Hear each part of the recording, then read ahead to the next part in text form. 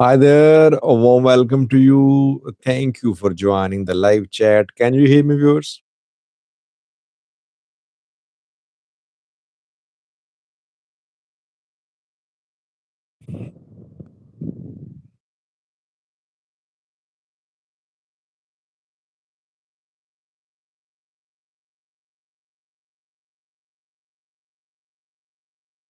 Thanks for responding with yes. Thank you. Thank you for confirming that audio is fine. Let me welcome the participants. Med Abdul Ali Sahle here. Sahle is the first member who joined tonight's live chat. Special welcome to you, Sahle. Membership link is given in description section of this live chat. FBG ne here, Elijah Khan joined. FBG ne says, did Sadkan and Gitacho met General Anderson? I don't know, but I want to update you about General Anderson's visit of Ethiopia. If you remember, when General Dagwin Anderson of US Africa Command visited Ethiopia, several people, some analysts, activists, YouTubers, they claim that a French journal, Italian journal, and American journal were visiting Ethiopia to stop Ethiopia from waging war on Eritrea. And if you remember, I did a live chat. I said that the visits of Italian, French, and American journals were separate visits. They did not have anything in common. I said Anderson's visit was not about Eritrea, though Ethiopia did raise the issue of sea access. It has been confirmed now. Why? Because US Africa Command a few hours ago issued a statement, and US Africa Command talked about the objective of General Anderson's visit. General Anderson visited three locations. He visited Ethiopia, then he went to Somaliland, and he visited Puntland. And US Africa Command, in a statement, said that General Anderson's visit was about fight against Al Shabaab and ISIS.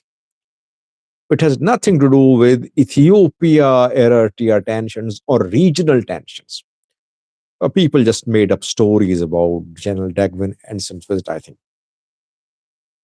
Uh, we have Gada Moti, a member, second member who joined. Welcome, Gada Moti. Skandarevat here.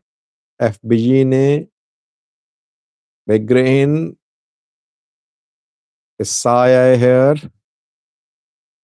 Ace Ventura.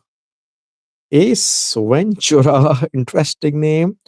But I know that you have been watching me for years.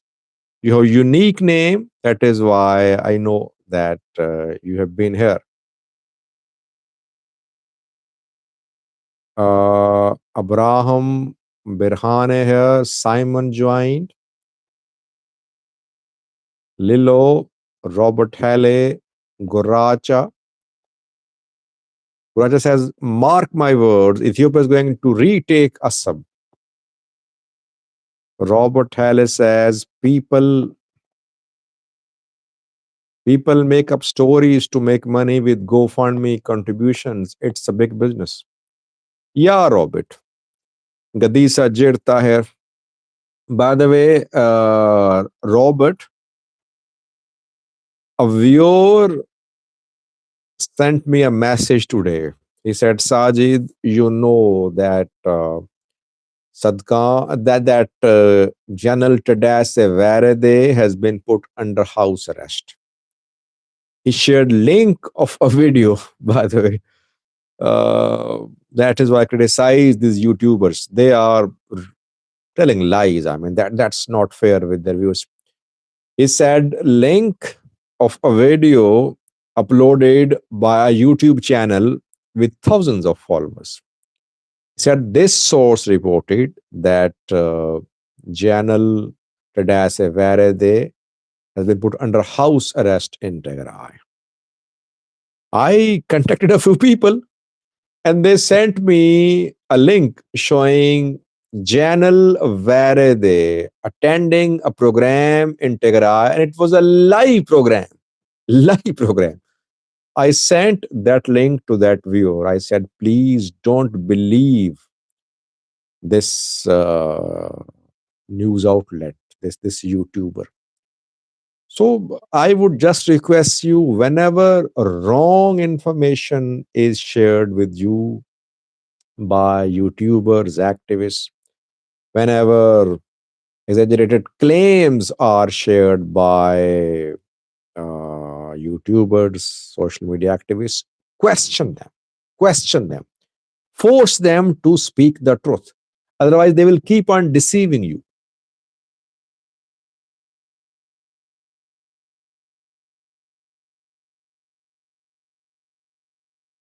Gaddi Sajir Tahir, Brian Ipsa joined on time. Welcome, Brian. Brian is also a member.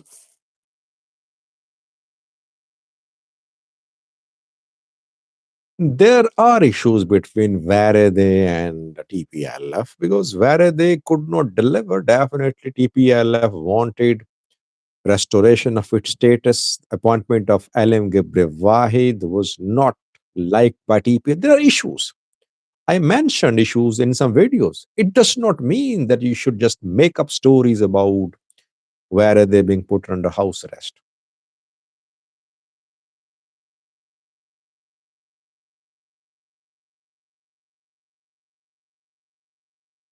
Yeah, I agree. Robert says there are too many these days. It used to be only a handful of pages. Yeah, you are right.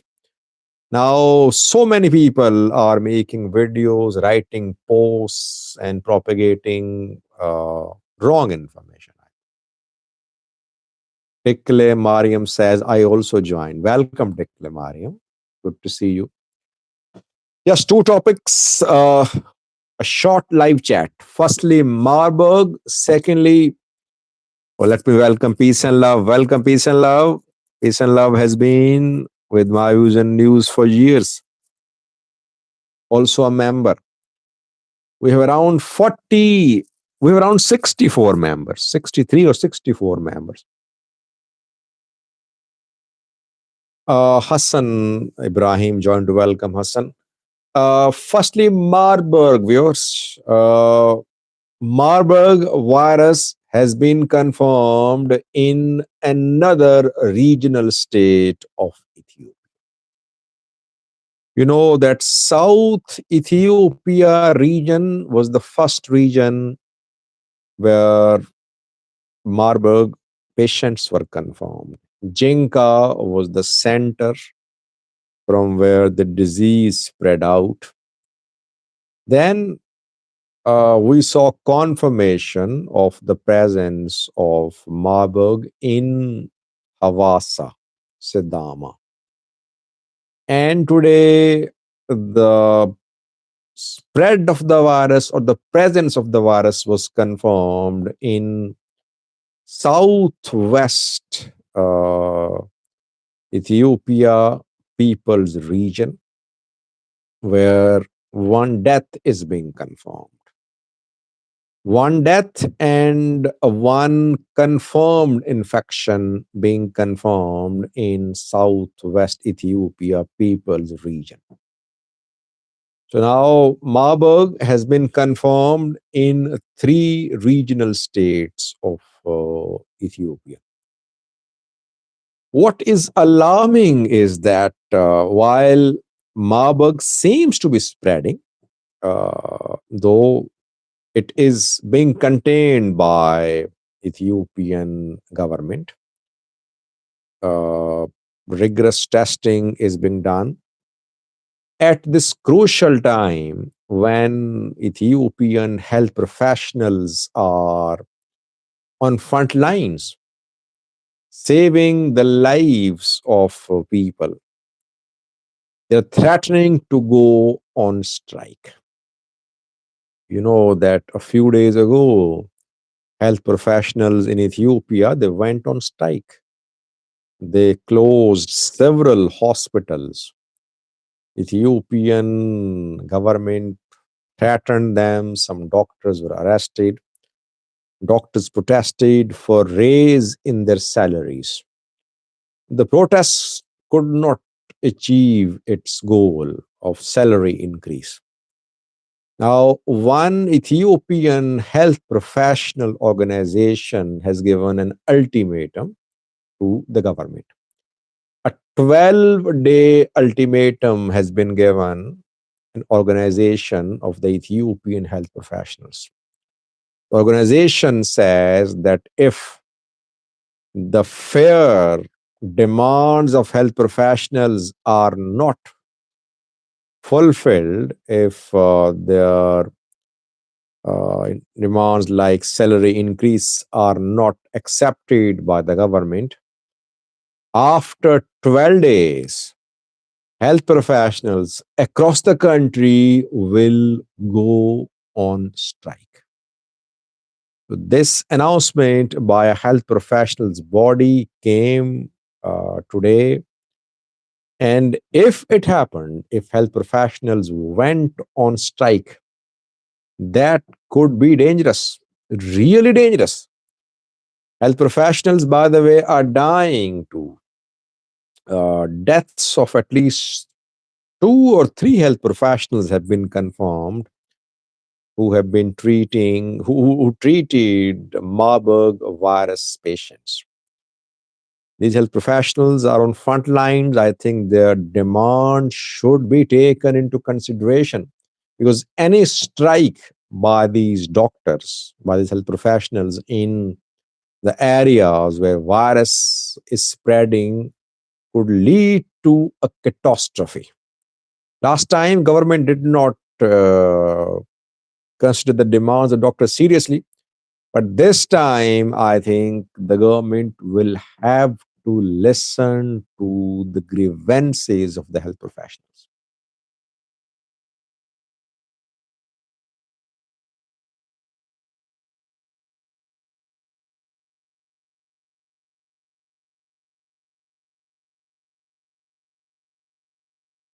Yeah, Guracha, military and government, uh, health professionals all are doing their role. But I think that main role is being played by health professionals because they are suffering too.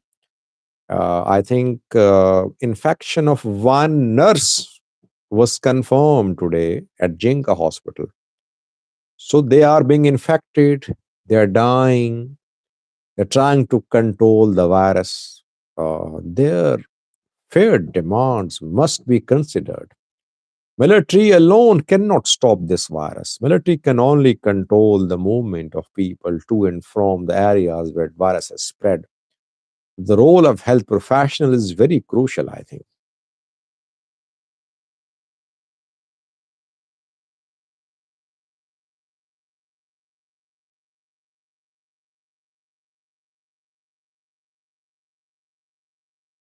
I don't think that health professionals will go on strike, by the way.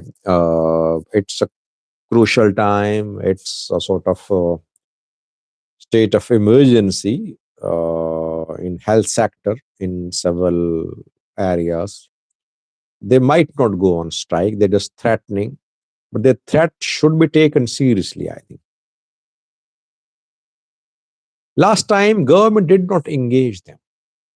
Government actually removed some health professionals who went on strike. Some were arrested. That was not the way to handle the grievances of the doctors. That is why they have chosen this time to put pressure upon the government.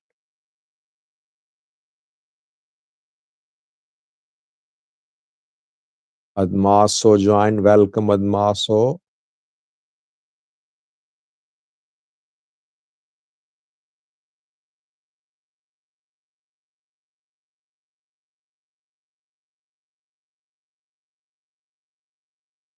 Robert says, I used to volunteer at Minilik Hospital in Addis. Our health system is badly run. Jinka is probably worse. Well, if you're not satisfied with Addis, you can imagine what could be happening in far off areas. Mubarak PP, whenever joins, shares information about Pakistan as if I'm defending Pakistan, as if people want to know what is happening in Pakistan. And I always advise him to make a YouTube channel, to create a channel and make videos and attract viewership from Pakistan, if he can, by the way.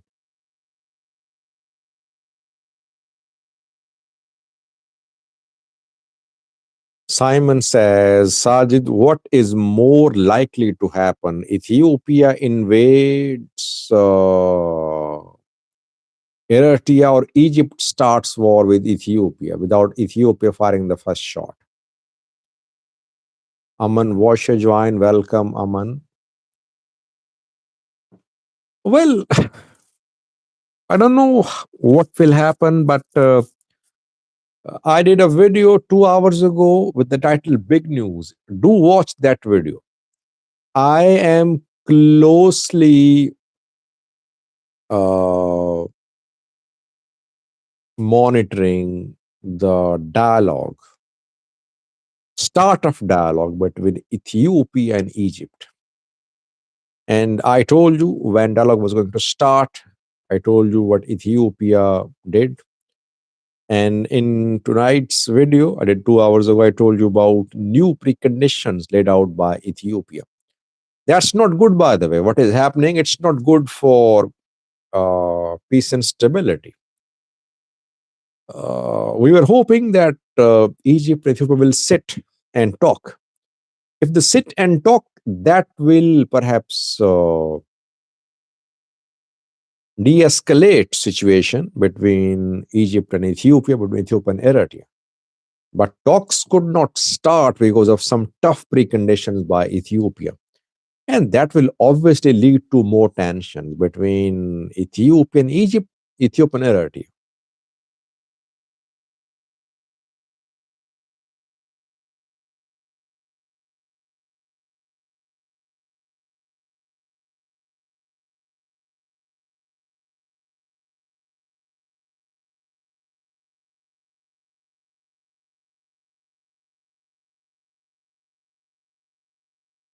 So Dale Bento says, share sometimes good news other than bad news always. Well, if Marburg has spread to third region of Ethiopia, what should I do? Should I cover it up? If doctors want to go on strike and they have given a 12-day ultimatum, what should I do?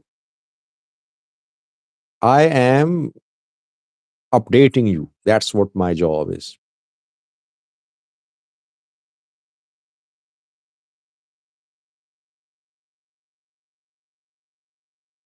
Interesting life says, don't you think that Egypt will make concessions due to the fact that they need a deal more than Ethiopia and sea access for Ethiopia? Well, uh, Egypt actually wants US pressure to force Ethiopia to a deal which favors Egypt. Ethiopia won't easily give in on the issue of GERD, just like Eritrea won't easily give in on the issue of access to sea. It's a very complex situation. A tripartite dialogue and trilateral agreement perhaps isn't going to be easy.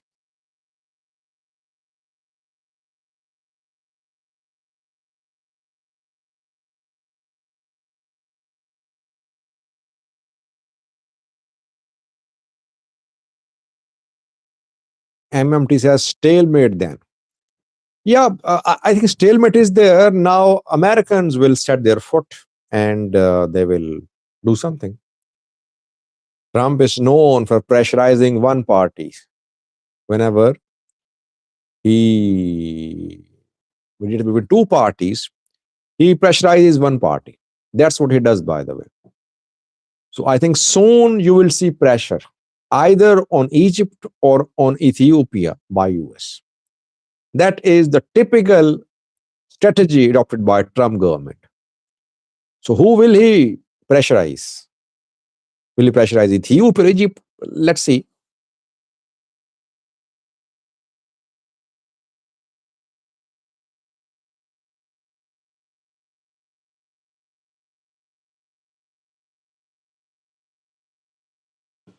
Secondly, viewers, second news story is about a decision made by a Fano commander.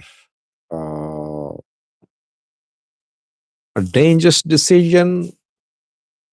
Internally, Fano groups have been trying to create unity. They have been holding discussions and they have created unity on regional level in two zones. But they are maintaining this unity by force. So they want to remain united by force. If anyone goes against the unity or question the unity, they are uh, being killed. Let me welcome Hassan Kadir. Hassan Kadir is from, I think, Afar or from Somali region or from Romania. Where are you from, Hassan Kadir?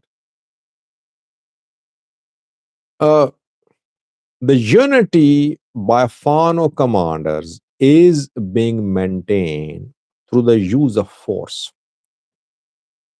through crushing those who question the unity, who beg to differ, who beg to disagree with Fano commanders. Can such unity be lasting? Hassan is from Oromia. Welcome, Hassan.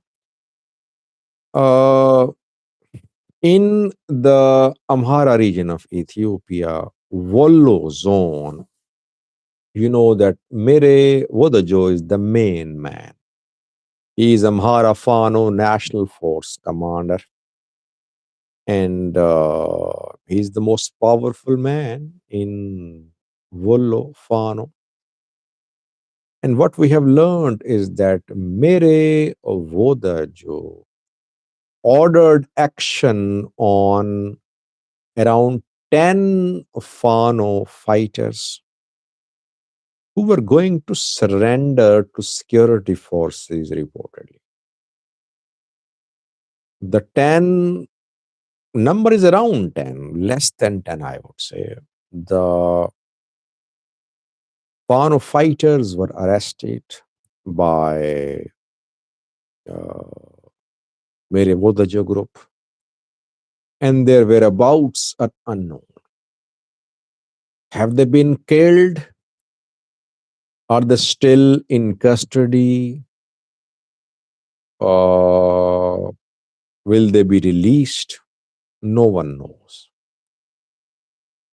They disagreed with some lower level Fano commanders, and that is why they're going to surrender. And internally, the information was leaked about this surrender, and they were arrested. Not arrested, they were captured by Fano uh, fighters sent by Merimodajo. We saw similar incidents in the past to Zamina Kasi created unity in Gojam by killing those who disagreed with him. Mere Vodajo creating unity in Gujam by killing those, by capturing those who disagree with him. In Shoa, you know, AFPU, AFNF have been killing each other for months. Now they have come close. They're in negotiations and they might uh, reach a deal. But my question is, viewers, can this unity continue? Because it's clear that the unity is being maintained by the use of force. Can the barrel of gun maintain unity in regional, in zones of Amhara region where Fano fighters claim they have created unity? Peace and love is missing Mooney and Ofla. Ofla has long been missing. Mooney, I think, did attend a live chat 2 days ago.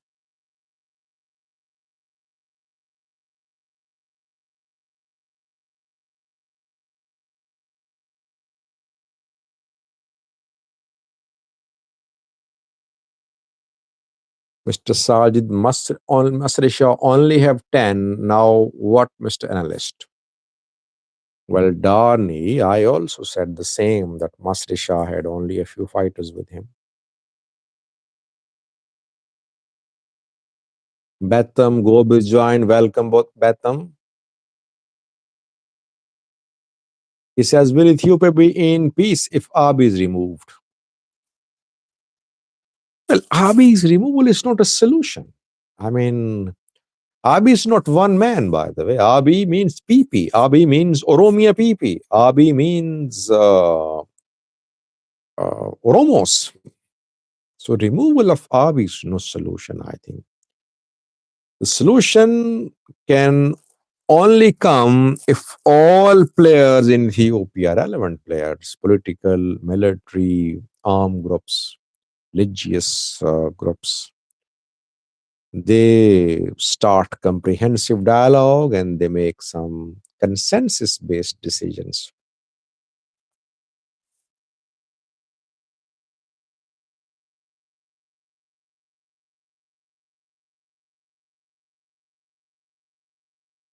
Interesting Life says Sajid Fano hate Abiy for not being democratic, but aren't they just as bad? Well, Fano never show they're democratic. Did they ever show democracy in the way they work? Armed groups don't behave like democratic institutions. Dissent is crushed. That's what Ola does. That's what TPLF is doing, though TPLF is a party too. TDF is doing that too. That's what Fano are doing.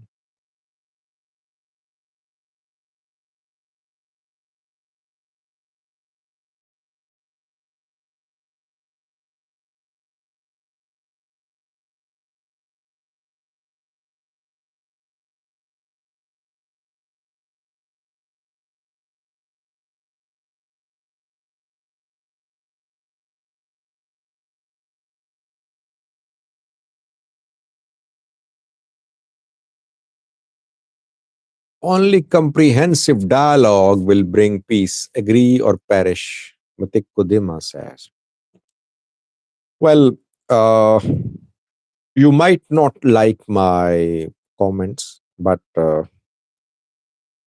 Ethiopian leaders have not been able to solve their issues on their own. It's unfortunate that these Ethiopian politicians, they were actually led by foreigners. Who ended Tigray war? Obviously, it was the US, EU. They ended Tigray war. And who is the guarantor of Pretoria? Obviously, foreigners. Foreigners are not deeply involved in implementation. That is why implementation is nowhere to be seen. Rather, TPLF and PP back to war. So I think it's a failure of the Ethiopian ruling class that they cannot solve issues internally. Their big decisions are made by foreigners. They should at least once prove that they have the ability to create uh, unity and to make consensus based decisions and to work for reconciliation in the country, genuine reconciliation. If they don't prove, they will again fight, and maybe then foreigners will again intervene to divide Ethiopia or to make the parties sit and talk.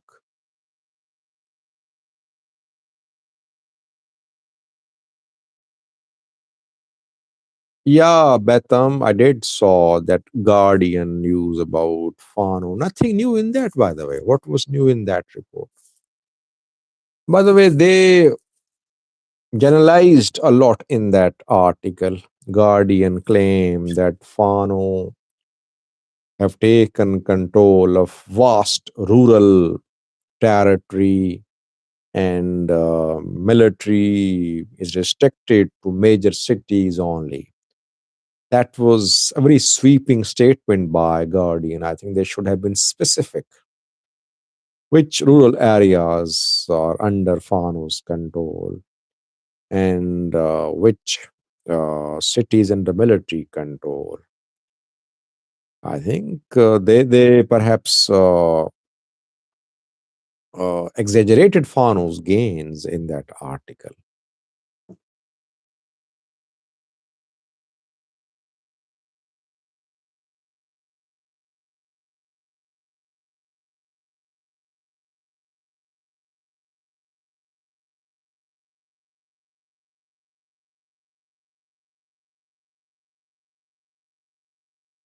MMT, I'll do a video on TPLF tomorrow, but I told you about TPLF's internal party meeting a week ago. I said that they had decided to give dialogue a chance and that they want to engage federal government. They want to engage federal government through Pretoria mediators. And that's what happened.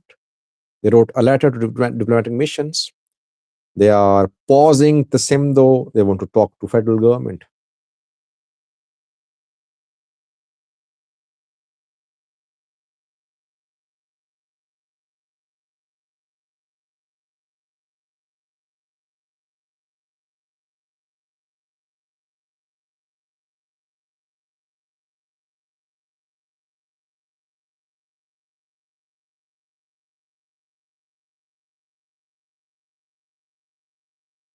Matiko says power attained to the barrel of a gun is temporary and elusive.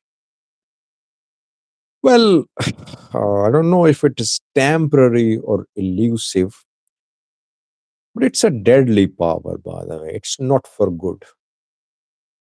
It's not for good. It's not for the good of the people. But men have been ruling to the barrel of the gun for decades. What has been Isaias Sewaki doing in Eritrea? So the power seized by force was not temporary. Obviously, he is ruling by force. It's not that he has been elected, but he's been there.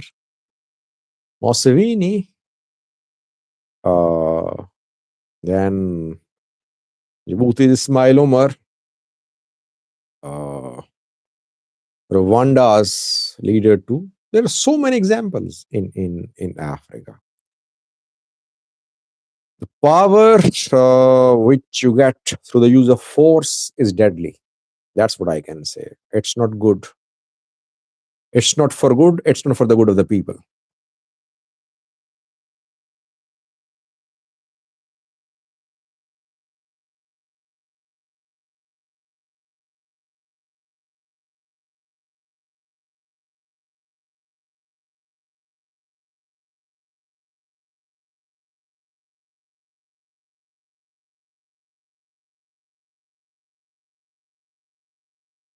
A very interesting question by Skandar says, what do you think will Joa do now amid the announcements by his party?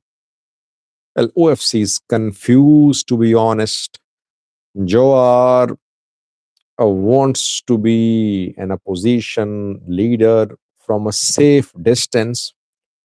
OFC wants to be an opposition party. At the same time, it wants to contest election, and maybe it will join the government after the election. So I think OFC is confused. Johar is confused too.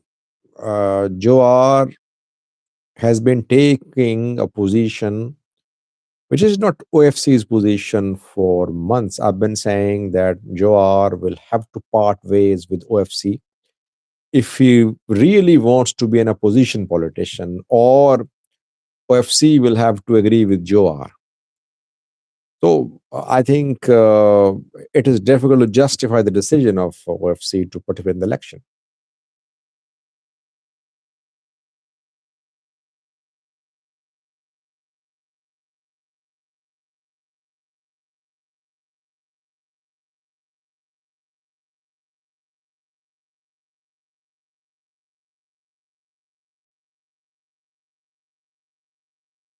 With 38 minutes have passed, I think we should end the live chat. Thank you for watching. I'll be back tomorrow.